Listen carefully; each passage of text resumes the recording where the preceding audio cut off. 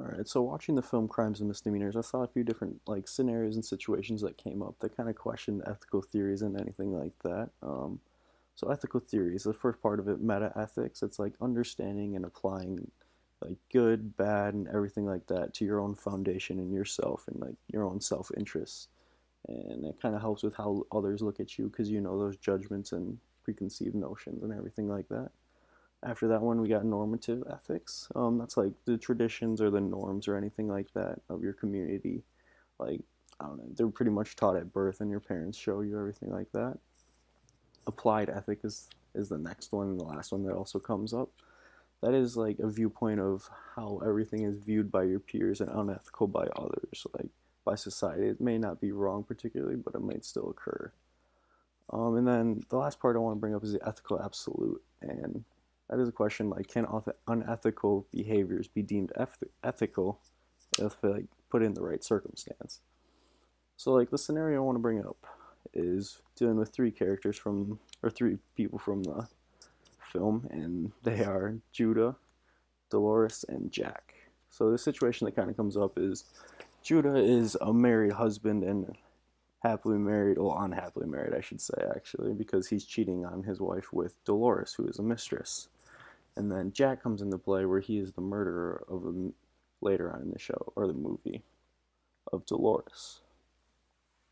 So adultery does happen and everything like that in today's society. It's very well looked down upon actually.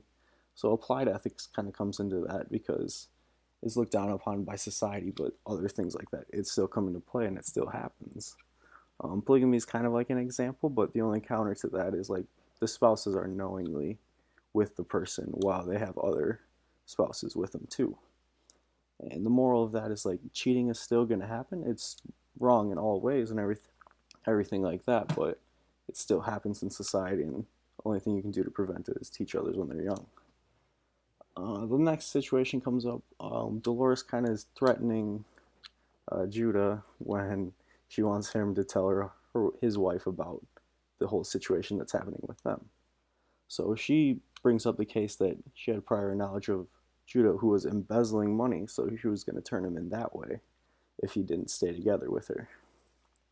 It kind of ties into meta ethics because her physical and emotional state, she didn't see any other option, but this still gave her the upper hand, even though it was wrong in the doing so. But after that one, we got lying. So Judah is questioned and called into the police station by law enforcement. I kind of applied this one to normative because everyone knows that lying is wrong and you shouldn't lie and everything like that. But in this case, the officer actually buys his story and Judah is set free, and it still worked out for him in the end. So coming back to that ethical absolute, can unethical behaviors be deemed ethical by the right circumstance? Kind of concluding that ethical theories, there could be better, and they're not always followed with the repercussions that should be happening with the unethical behaviors.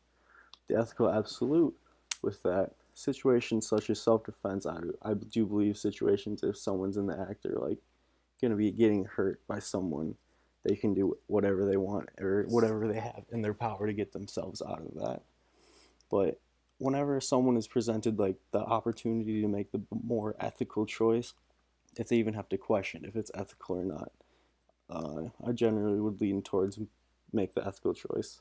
You'd be better off for yourself in the end then.